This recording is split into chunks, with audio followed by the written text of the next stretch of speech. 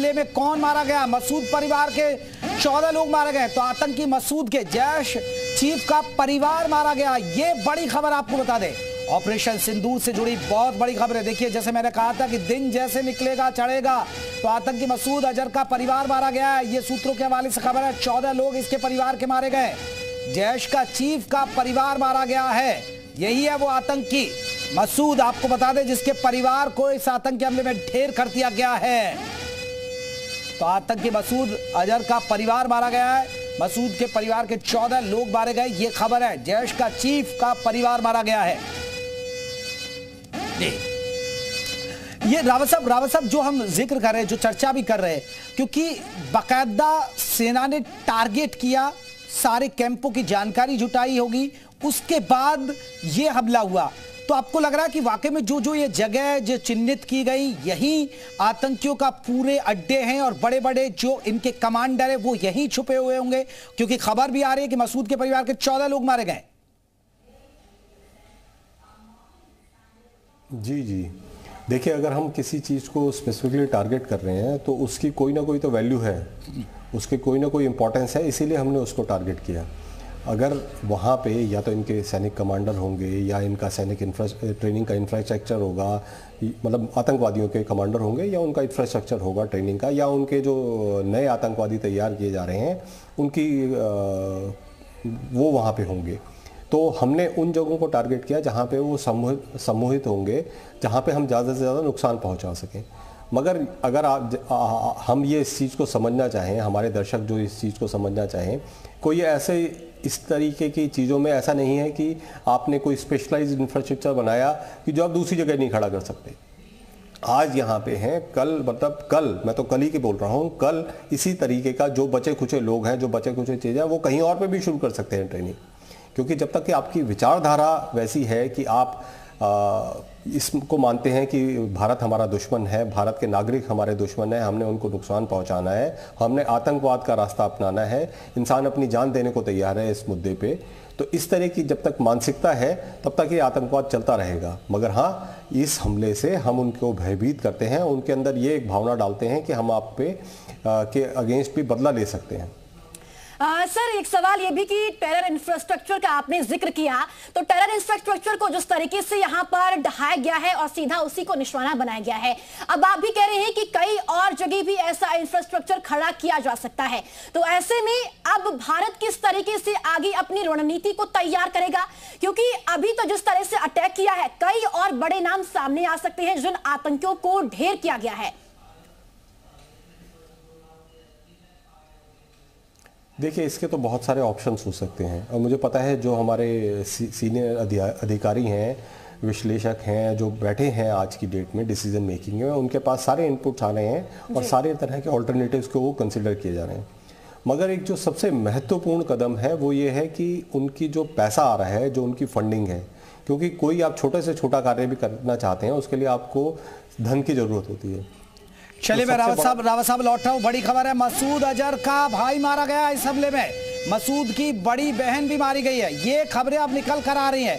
तो मसूद अजहर आतंकी है, मसूद अजहर जैश का सर्वा, उसका भाई मारा गया। मसूद की बड़ी बहन भी इस आतंकी हमले में मारी गई है। तो बड़ी जानकारी आपको बता दें, तो भारी नुकसान हुआ है। और आपको बता दें कि ये बड़ा खतरनाक आतंकी जिसका परिवार मारा गया है।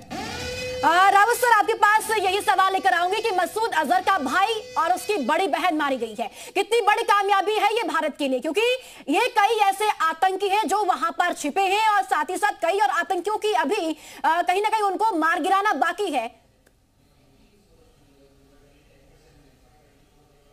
जी, जैसे मैं थोड़ी देर पहले आपसे कह रहा था कि उनके बीच में एक भय पैदा करना, क्योंकि अगर आप ये सोचें कि ये जो बड़े बड़े सरगना हैं, जैसे मोहम्मद के, जैसे मसूद जी हैं, बाकी भी हैं, तो इन सब के लिए तो ये एक व्यापार की तरह है। वो इससे ताकत और इससे पैसा कमाते हैं और अपने जितने जो देश है उसके अंदर अपनी एक इम्पोर्टेंस क्रिएट करके रखना चाहते हैं। तो वो हमेशा चाहेंगे कि उनका ये बिजनेस चलता रहे। उनको किसी से कोई लेना देना नहीं है। अपने परिवार के लोगों को वो कभी भी भारत नहीं भेजेंगे लड़ने के लिए, या अफगानिस्तान नहीं भेजेंगे, वो दूसरों के बच्चों को भेजेंगे। तो जब हम उनके परिवार के भी लोग इसमें मरेंगे तो तब जो ये पीछे बैठे हुए आका है, थोड़ा सा भय उनके अंदर भी जाता है। मगर अगर आप इस बात को समझना चाहें कि ये ऐसा नहीं है कि जैश मोहम्मद के मसूद है तो वही खाली करवा रहा है, उनके पीछे के जो एलिमेंट्स हैं धीरे धीरे हमें उन्हें भी टारगेट करना पड़ेगा। और जैसे मैं पहले कह रहा था कि जो उनके लिए फंडिंग आ रही है, हमें उन्हें फंडिंग के सोर्सेज को देखना पड़ेगा। उस फंडिंग को हम सुखा नहीं सकते, मगर उस फंडिंग को कम से कम करने की हमें कोशिश करनी पड़ेगी, तभी ये आतंकवाद कम हो पाएगा। सर, वो कोशिश कैसे, उस फंडिंग को कैसे भारत रोकेगा और कैसे सीधा अटैक उस फंडिंग पर किया जाएगा?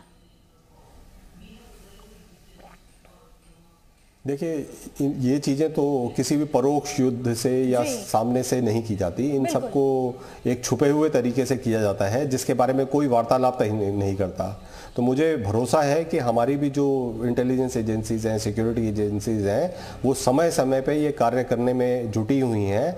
हम उनका, जैसे आपने कहा कि हमने इन्फॉर्मेशन गैदर करी कि कहाँ पे वो ठिकाने हैं, तो इसी तरीके के बाकी की भी उनके जितनी भी इंफॉर्मेशन है कि कहाँ से पैसा आ रहा है, कौन उनके सरगना हैं, कौन उनको सपोर्टर हैं, कौन उनके ISI में सपोर्टर हैं, तो हमें हर एक लेवल पे लोगों को जब तक घात नहीं पहुंचाया, तब तक उनके अंदर ये भय पैदा नहीं हुआ, तब तक वो अपनी गतिविधियों को कम नहीं करेंगे। सर, जिस तरह से आप एक बाद एक नाम सामने आ रहे हैं आतंकियों के, अब सवाल मेरा आपसे है कि अब पाकिस्तान क्या करने जा रहा है आगे? कुछ आइडिया है आपको? क्योंकि भारत तो तैयार है अपनी सेना के साथ बॉर्डर पर।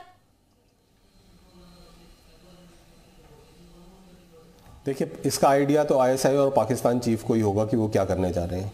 बाकी तो हम खाली। चलिए, पाकिस्तान के से तस्वीरें हम आपको दिखा रहे हैं। ये पाकिस्तान की मैं लौट रहा हूं। रावत साहब, ये तस्वीरें देखिएगा, ये निस्तेनाबूद किया गया है। ये देखिए, ये निस्तेनाबूद किए गए हैं जो कैंप है आतंकियों के। ये देखिए कैसे निस्तेनाबूद किए गए। ये पाकिस्तान से ही तस्वीरें आ रही है। पूरी बिल्डिंग जो है जमी दोज कर दी गई जहां आतंकियों के कैंप है। ये देख सकते हैं, ये मेंबर की तस्वीर हम आपको दिखा रहे हैं। ये बाकायदा सेना ने जारी किया अभी। चलिए रावत साहब, एक बहुत महत्वपूर्ण सवाल है। रावत साहब, अब तक हम छोटे छोटे ये इसको अगर हम पुराने जो सर्जिकल स्ट्राइक और जो एयर स्ट्राइक हुई है उनके मुकाबले अगर स्ट्राइक को देखें तो आप मानेंगे कि ये और मजबूती के साथ भारत ने की है, क्योंकि इसमें बड़े बड़े टारगेट सेट किए गए, बड़े बड़े जो आतंकी हैं, बड़े नाम है, उन आतंकियों को टारगेट किया करके ये हमला किया गया भारत की तरफ से। मैं लौटूंगा सर इसी पर सवाल करूंगा, लेकिन ये तस्वीरें हम आपको दिखा रहे हैं। ये देखिए आतंकियों के जो कैंप बने हुए हैं, और आज खासकर ये सबसे बड़ी बात है कि जो आतंकियों के कैंप बने हैं वो आतंकियों के कैंप अब जंगलों में नहीं होते हैं, वो रिहायशी इलाकों में अब रहने लगे हैं, क्योंकि पाकिस्तान आतंकियों को पनाह देता है और बड़ी वहां पर फंडिंग करता है और उनको भारत के खिलाफ भेजता है। तो ये तस्वीर हम आपको दिखा रहे हैं, ये जो आतंकी कैंप जिसे ढाया गया है, इसको निस्ते नाबूद किया गया है, पूरी बिल्डिंग को जमींदोज भारतीय बम ने, आपको बता दें कि बम्बों की बारिश हुई आज पाकिस्तान में रात के वक्त और उसके बाद निस्ते नाबूद कर दी गई। अब यहाँ हड़कंप बचा हुआ है, गहमा गहमी देखने को मिल रही है, लोग बाहर है, लोग सड़कों पर है। पाकिस्तान की ये तस्वीर हम आपको दिखा रहे हैं कि वहाँ किस तरीके से हड़कंप मचा हुआ है, सभी डरे हुए हैं, दहशत में हैं। तो 12:45 का टाइम था, तो हम सोए हुए थे। एक ड्रोन आया और सीधा वो उसकी थोड़ी सी हाइट ऊपर थी। उसके बाद 3 ड्रोन आए हैं, वो तीनों का ताकुब मस्जिद थी, उन्होंने मस्जिद पर हमला किया, जिससे मस्जिद का सेन, मस्जिद के आगे एडमिनिस्ट्रेटिव ऑफिस और उसके आगे मस्जिद की छत वो सारी तबाह हो गई थी। और एक अफराद था, वो अपनी ड्यूटी पे छत पे बैठा हुआ था, वो इसके शहीद हो गया। तो रावत साहब हमारे साथ जुड़े। रावत साहब, ये तो तय है कि ठीक ठाक नुकसान कर दिया है पाकिस्तान में आतंकियों का। जी, हमें मतलब ये समझना चाहिए कि अगर हम कोई भी फर्स्ट एक्शन लेते हैं, फर्स्ट टाइप या मिलिट्री टाइप का एक्शन लेते हैं, तो उसमें मैक्सिमम हमें कैजुअल्टी इन्फ्लिक्ट करनी चाहिए। जी, मैं आ रहा हूँ लौट के। बस इसी तरह ही रात गुजरी है, जाकर खौफ और रात में खौफ ही बहुत था। कि लोग बता रहे हैं खौफ, पाकिस्तान की ये लाइव तस्वीरें हम आपको दिखा रहे हैं, पाकिस्तान के लोगों में दहशत है।